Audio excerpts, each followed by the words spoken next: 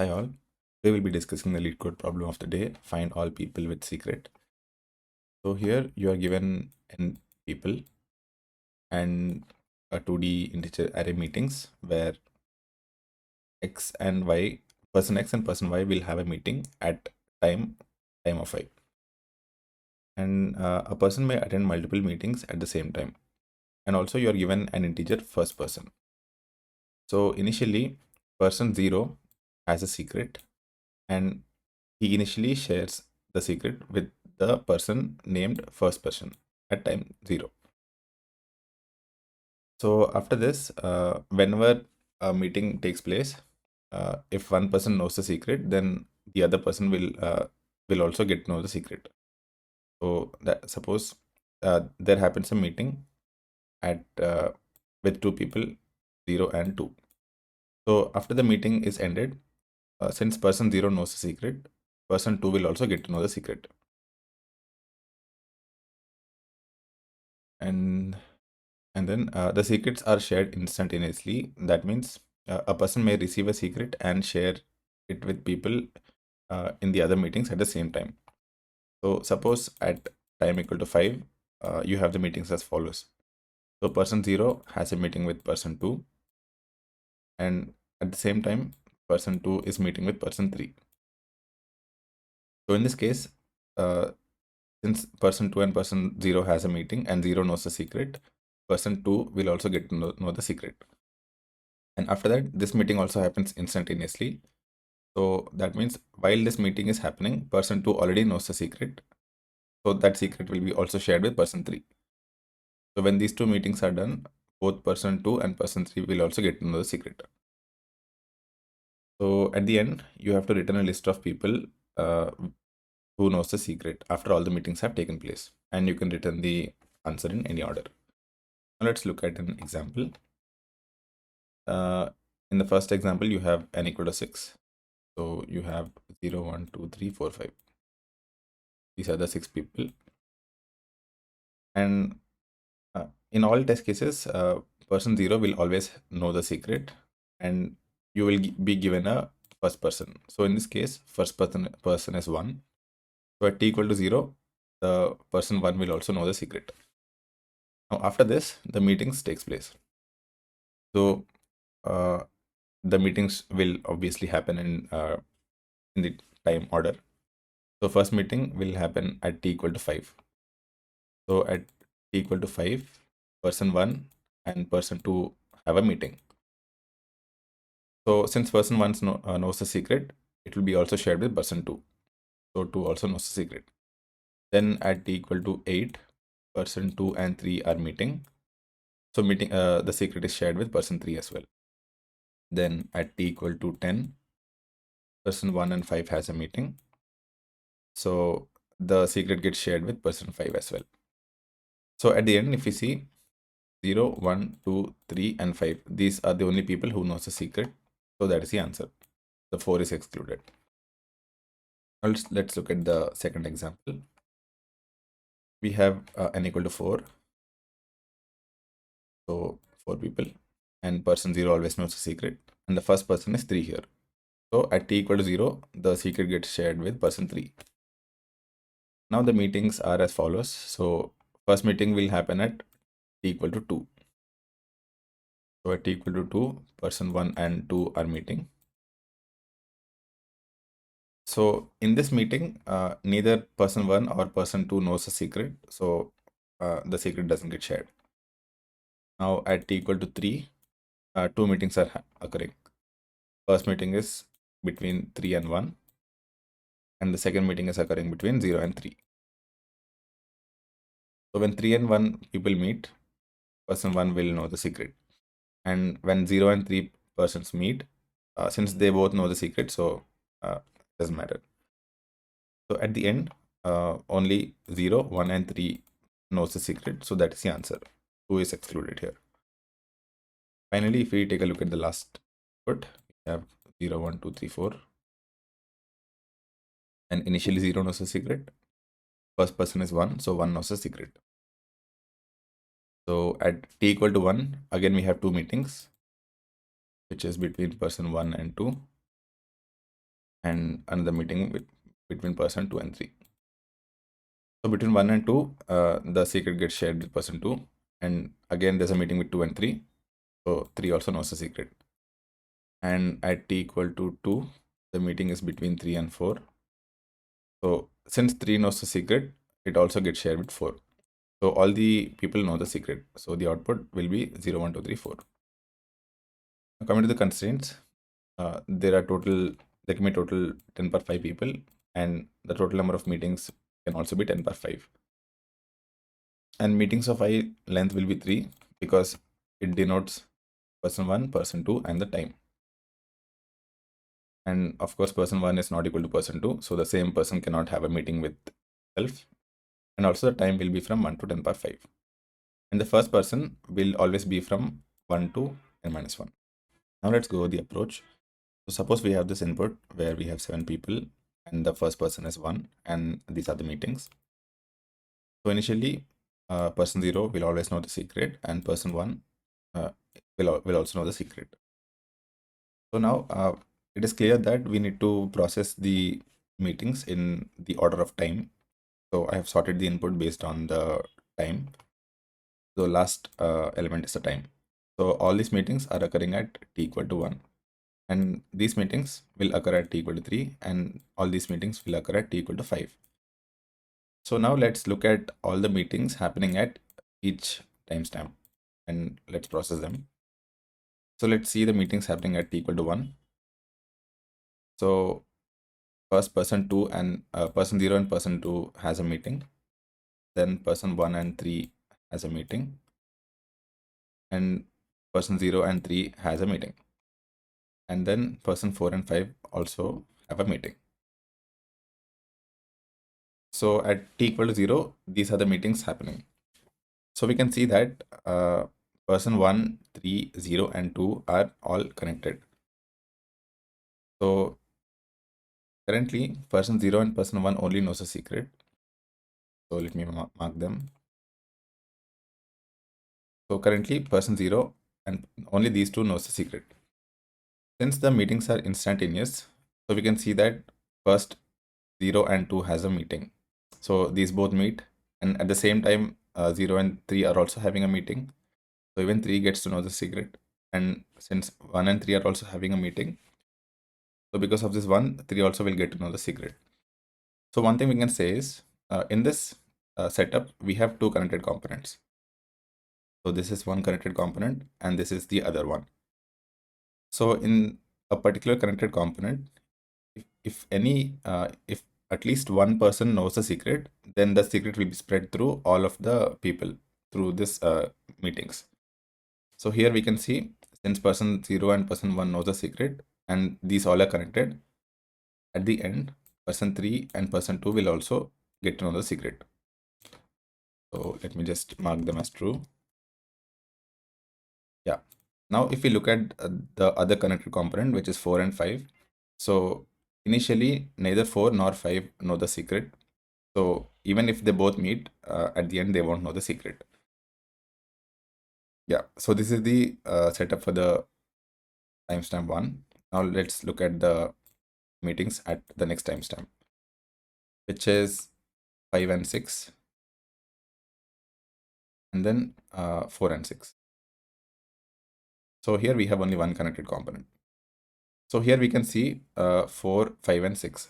So all 4, 5, and 6, neither of them know the secret. So even if they meet, at the end, nobody will get to know the secret. So this remains same. Now let's move on to the next timestamp, which is at t equal to 5. So person 1 and 2 are meeting, then 5 and 6 are meeting. So we can see here also two connected components are formed. Now 1 and 2, these both know the secret. So when they meet, they both know the secret. And in the second connected component, it is 5 and 6. So neither 5 nor 6 know the secret. So after connecting, after having a meeting, neither of them will get to know the secret. So at the end, only person 0, 1, 2, 3. These guys will know the secret, and 4, 5, 6 doesn't.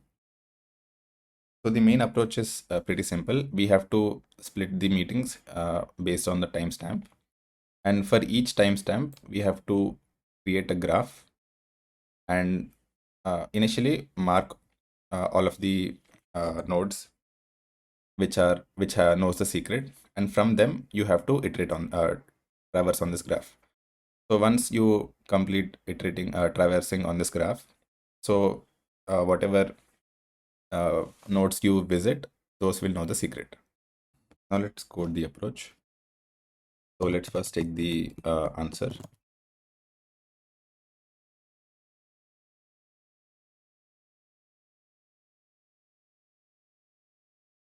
And we also need a Boolean array which will store the secret status.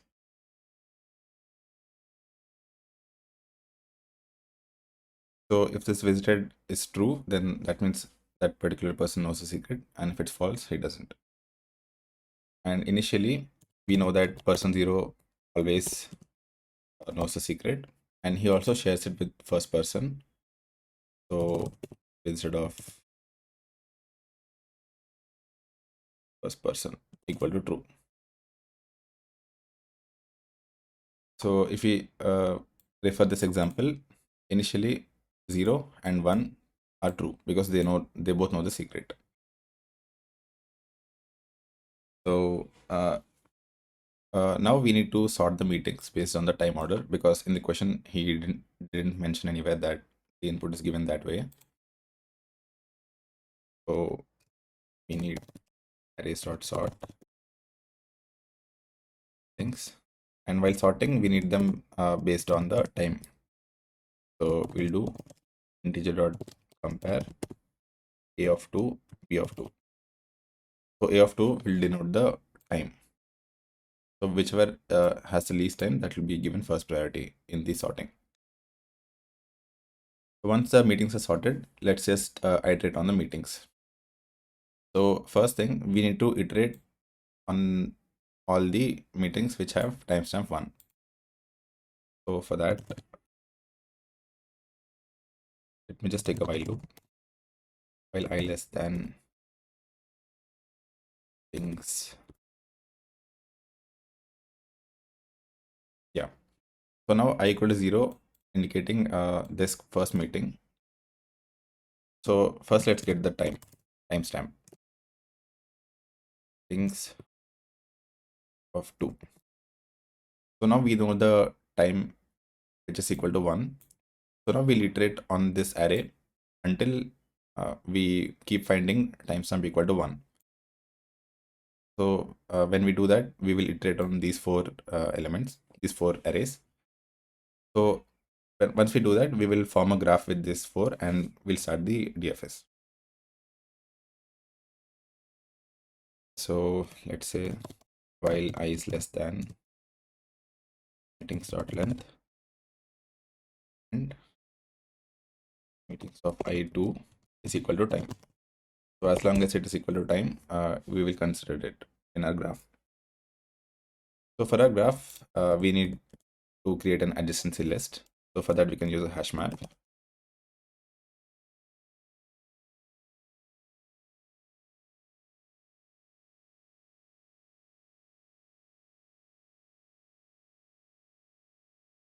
So since the graph will be found with only few elements, we can use a hash map for the adjacency list instead of list of list, because that will save some space.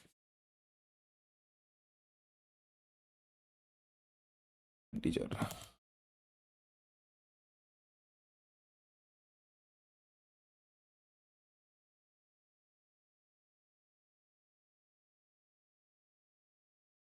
And also we need to create a hash set which will initially store out of these.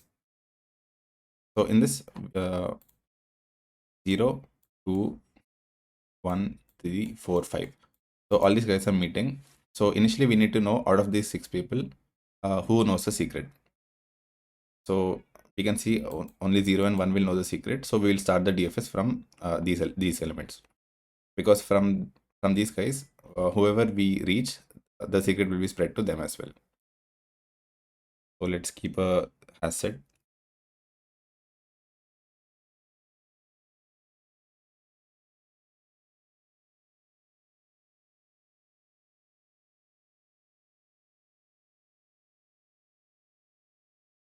Yeah. So in this loop, all these meetings are at the same time. So we can first extract the x will be meetings of I of 0, and the same thing we can do it for y. And then we just add them in our adjacency list. So we can say adjacency dot get x dot add y. So the edges will be bidirectional. So in y as well, we need to add x. And once we do it,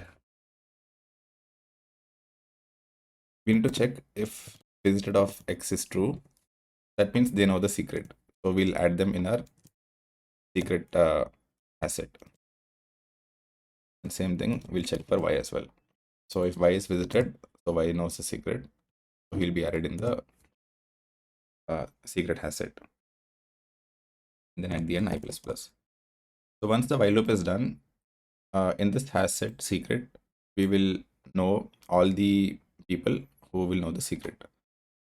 So in our example, the hash set will contain 0 and 1. And I'll just quickly do the hash map as well. So I think this was the diagram 0, 2, 1, 3, 0, 3, 4, 5. So the hash map will look something like this.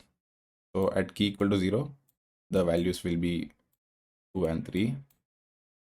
For equal to 1, values will be 3. 2 will have 0. 3 will have 1, comma 0. 4 will have 5. 5 will have 4. So this is the adjacency hash map. So which denotes 0 is connected to both 2 and 3. So once this is done, we need to iterate on the secrets hash map hash set. So we can say s in secret. We can simply perform a DFS. So it will start from s, and we need to pass adjacency and also the visited. So from this point, in our example, we are doing a DFS from this 0. So let's quickly fill the DFS function.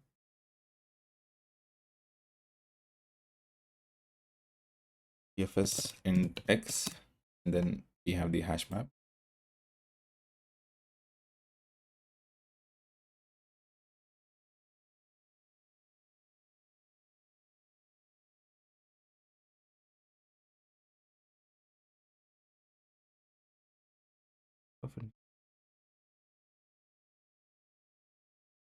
We don't need.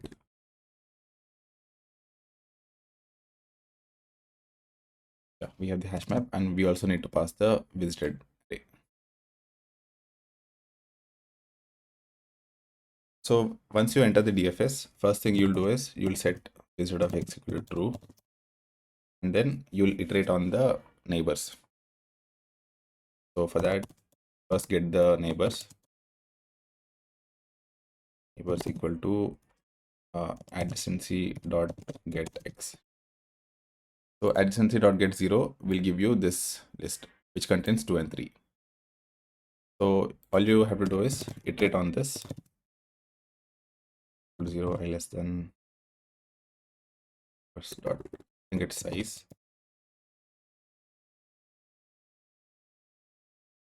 So when you iterate, first you have to check whether these neighbors are already visited.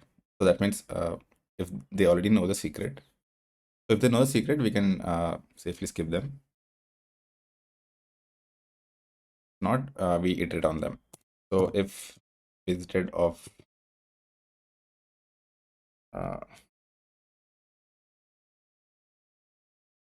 neighbors dot get I is false. I mean, if they are not visited, then you'll simply call DFS and you'll pass that neighbor. And also you need to pass adjacency visited. So there's a DFS call. So if we do the call quickly, the first 0 is visited, and then in the list you have 2. So 2 is not visited, so you'll call the DFS for 2. So 2 is also visited. Now you look at the neighbors of 2. So neighbors of 2 is 0, and 0 is also visited, so the DFS stops here. But at 0, you first iterated at, did a DFS at 2. Now you'll move to the next element, which is 3. So you will do a DFS at, you will call 3. So you'll come to 3, and you'll set visited of 3 equal to true, and then you'll look for the neighbors of 3. So in the neighbors of 3, you have 1 and 0. So you'll see 1 is not visited, so you'll mark him as true, and you'll now check the neighbors of 1. So 3 is also visited, so you'll stop. Now for the 3, the other neighbor is 0, so 0 is also visited, so you will skip it. So at the end of the DFS, all these people 1, 3, 0, and 2 will be visited. So we can just mark these both as true. So in the hash set, we have performed the DFS for 0. Now we'll perform the DFS for 1. So now what happens is you will start the DFS at 1 again. You will check the neighbors of 1, which is 3. So 3 is visited. So this DFS call doesn't happen, and the entire DFS call stops.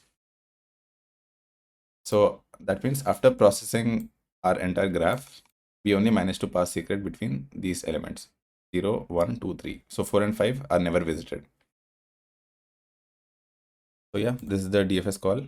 So once we process all the meetings, so whoever are visited, they know the secret. So we'll just iterate on the people.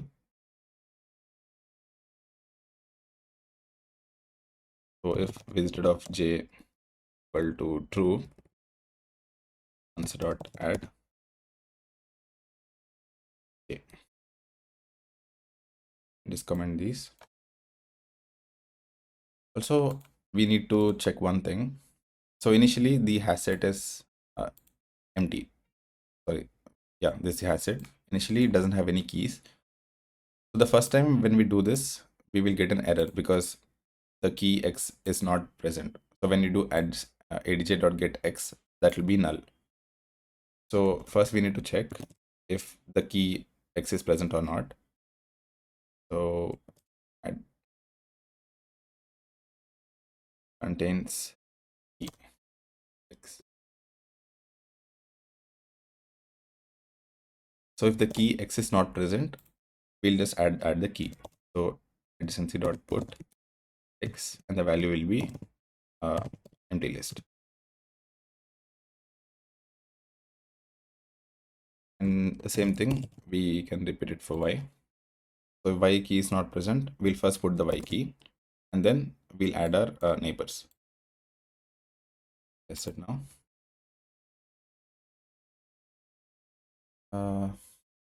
Okay, I need to pass the size.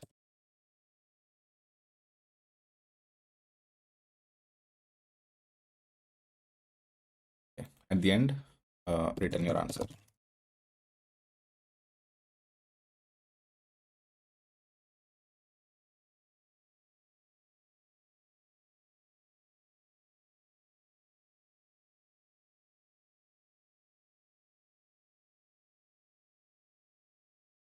This is a small mistake here. The y will be meetings of I and 1.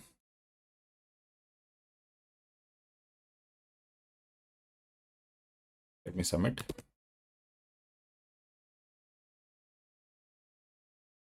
And it works.